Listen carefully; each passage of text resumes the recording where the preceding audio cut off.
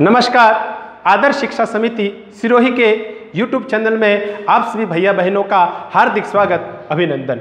आज हम कक्षा षष्ठी विषय सामाजिक विज्ञान, जिसमें भूगोल विषय की जानकारी प्राप्त करेंगे। वीडियो क्रमांक 4, अध्याय क्रमांक 1, सौर मंडल में पृथ्वी। तो बात आती है सौर मंडल की। तो इस सौर मंडल की हम जानकारी सर्वप्रथम प्राप्त करेंगे। सौर मंडल यानी क्या? तो सौर मंडल जिसमें सूर्य, उसके 8 ग्रह, उन 8 ग्रहों के उपग्रह तथा कुछ अन्य खगोलीय पिंड जैसे क्षुद्र ग्रह एवं उल्का पिंड मिलकर क्या करते हैं? सौर मंडल का, सौर परिवार का निर्माण करते हैं। इसी सौर मंडल को सौर परिवार कहते हैं। और इस सौर परिवार का जो मुखिया है वह सूर्य। अब आपके मन में प्रश्न आता है कि सूर्य ही सौर मंडल का मुखिया क्यों, पृथ्वी क्यों नहीं? क्योंकि यहां तो जीवन है। तो पृथ्वी न होकर सूर्य इसलिए है क्योंकि सूर्य इन सभी ग्रहों और उपग्रहों को ऊष्मा एवं प्रकाश देने का कार्य करता है। इसलिए जो सूर्य है, सूर्य सौर मंडल का, सौर परिवार का मुखिया इसको कहा जाता है। अब हम पृथ्वी की जानकारी प्राप्त करेंगे। यह पृथ्वी, अब जो पृथ्वी है वह सूर्य से तीसरे नंबर पर आती है। और जो पृथ्वी है, हमारी जो पृथ्वी है, इस सौर मंडल में 5वां बड़ा ग्रह है। सौर मंडल का जो पृथ्वी है, सौर मंडल का 5वां बड़ा ग्रह है और सूर्य से तीसरे क्रमांक पर हमारी पृथ्वी आती है। तो शुक्र और मंगल के मध्य हमारी पृथ्वी मौजूद है। अब हम इस पृथ्वी की जानकारी प्राप्त करेंगे। तो सौर मंडल में पृथ्वी को अंग्रेजी में अर्थ कहते हैं। इस पृथ्वी का निर्माण आज से लगभग 4.5 अरब वर्ष पहले, 4.5 अरब वर्ष पहले सौर मंडल के साथ ही, यह जो सौर मंडल है, इसी के साथ हमारी पृथ्वी का, जहां हम रहते हैं, उसका निर्माण 4.5 अरब वर्ष पहले हो चुका था। पृथ्वी सौर मंडल का एकमात्र ऐसा ग्रह है जहां जीवन संभव है। और पृथ्वी पर जीवन संभव, तो पृथ्वी पर जीवन इसलिए संभव है क्योंकि पृथ्वी न तो ज्यादा ठंडी है न ज्यादा गर्म है। हमारी जो पृथ्वी का तापमान है वह रहने योग्य है। यहाँ नीचे दीवार पृथ्वी का जो अधिकतम तापमान है वह 58 डिग्री सेल्सियस रहता है पृथ्वी का तापमान, और न्यूनतम तापमान -88 डिग्री सेल्सियस रहता है। यह हमारी पृथ्वी का यह तापमान है। तो यहाँ का जो तापमान है वह रहने योग्य है। पहली बात यह आप सबको ध्यान में होनी आवश्यक है। दूसरा विषय यह आता है कि पृथ्वी पर जो पानी है वह पानी ठोस और तरल दोनों ही रूप में मौजूद है। अब ठोस बर्फ के रूप में मौजूद है, दूसरा तरल तो बहते हुए नदी में जो पानी चलता है वह तरल बहता हुआ पानी, उन दोनों ही रूप में पृथ्वी पर पानी मौजूद है। जो पृथ्वी की जो वायुमंडल की जो प्रमुख गैस है, हम सबको जानकारी है, ऑक्सीजन। हमारी पृथ्वी की जो प्रमुख गैस है वायुमंडल की, वह वायुमंडल की जो प्रमुख गैस है वो ऑक्सीजन है। तो ऑक्सीजन गैस है वह प्राणदायी गैस है, जीवनदायिनी गैस उसको कह सकते हैं। दूसरा, पृथ्वी को अगर आपको कभी मौका मिले अंतरिक्ष में जाने का या चंद्रमा पर जाने का, तो जब भी आप चंद्रमा से पृथ्वी को देखेंगे तो हमारी जो पृथ्वी है बिल्कुल नीली दिखाई देती है। आपके समक्ष यह एक ग्लोब है। आप इस ग्लोब को ध्यान से देखेंगे तो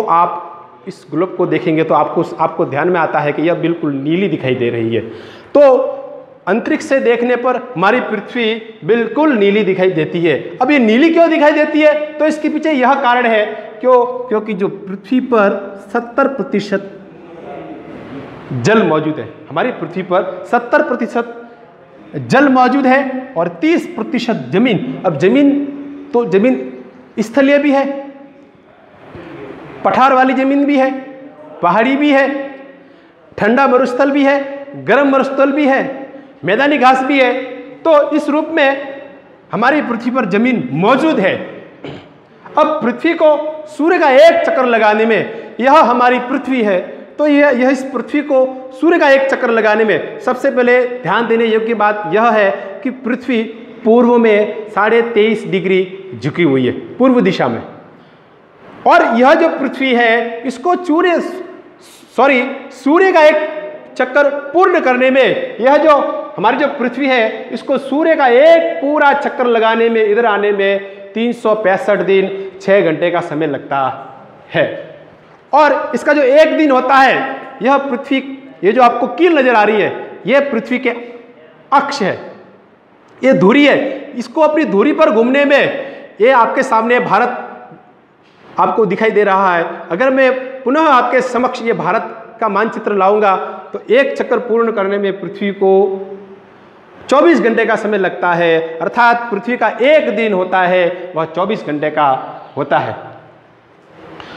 दूसरा, तो पृथ्वी को सूर्य का एक चक्कर पूर्ण करने में 365 दिन 6 घंटे का समय लगता है।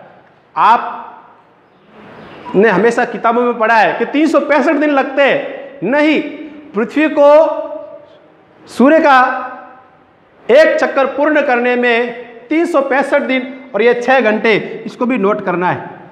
यह 6 घंटे साल में एक बार प्लस होते हैं, 6 × 4, तो उसको लिप वर्ष बोलते हैं। लिप ईयर, जिस वर्ष में 4 का भाग पूरा जाता है उसको लिप वर्ष कहते हैं। अभी पीछे 2020 लिप वर्ष था, उस वर्ष में 366 दिन थे। अब 2024 आएगा तो उसमें 366 दिन होंगे। तो यह ऐसे काउंट होते हैं। दूसरा, यह हम पढ़ चुके हैं, पृथ्वी अपने अक्ष पर घूमती है, उसको 24 घंटे का समय लगता है। अब पृथ्वी का जो तापमान है उसके बारे में भी हम पढ़ चुके हैं कि पृथ्वी का जो अधिकतम तापमान है वो 58 डिग्री सेल्सियस और न्यूनतम -88 डिग्री सेल्सियस रहता है। हमारी पृथ्वी का एक स्वयं का एक उपग्रह है, प्राकृतिक उपग्रह। अब प्राकृतिक क्यों कहा?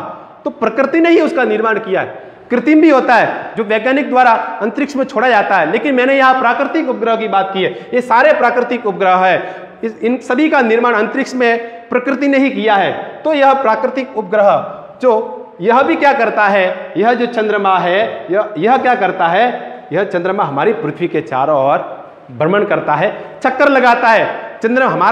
हमारी पृथ्वी का जो चंद्रमा है वो हमारी पृथ्वी के चारों ओर चक्कर लगाता है। तो चंद्रमा को पृथ्वी का एक पूरा चक्कर लगाने में मात्र 27 दिन का समय लगता है।